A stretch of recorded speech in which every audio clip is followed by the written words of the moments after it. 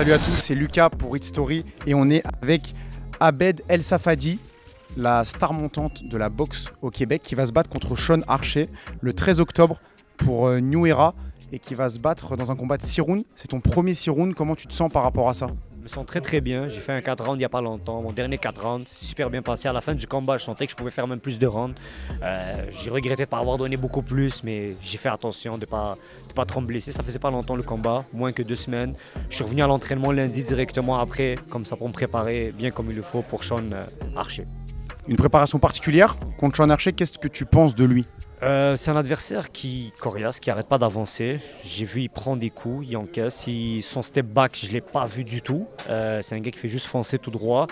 Je me prépare à toute éventualité. Quelquefois, je fais des rounds que je suis au milieu. J'échange avec mon sparring partner. Quelquefois, je bouge pour prendre la distance, pour ne pas me faire amocher pour rien du tout.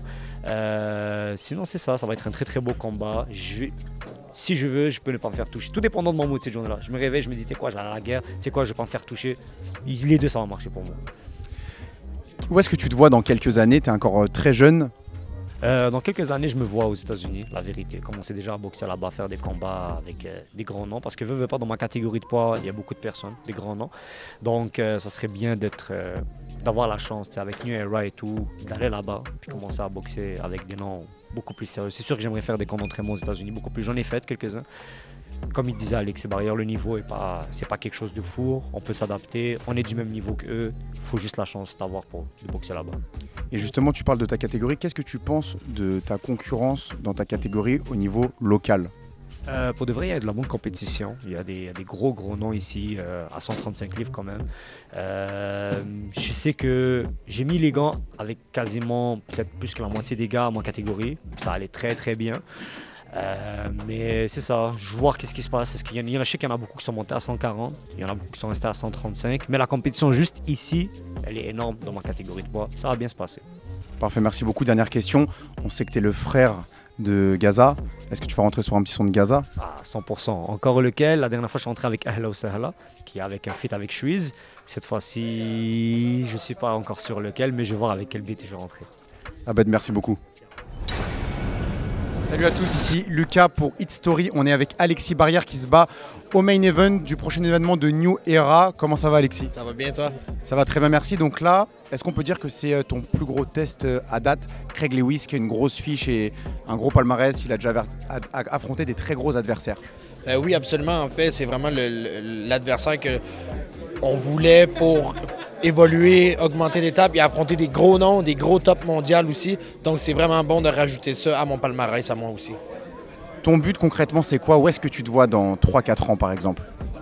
Même plus rapproché que ça, mais j'aimerais ça à la fin de l'année 2024 que je sois soit aspirant numéro 1 pour la ceinture de la WBC chez les Bridgerweight ou même champion du monde à 2,24. Est-ce que pour ce combat, tu as eu une préparation particulière? J'ai été chanceux, j'ai été au Texas faire un camp d'entraînement avec il est classé numéro 9 au monde, Philippe Ergovic. Donc ça a été vraiment bon, ça a bien été aussi. On en revient ici, tous les outils qu'on a appris là-bas, on les met en travail ici. On a des bons sparring partners aussi, donc on est vraiment chanceux là, pour la préparation.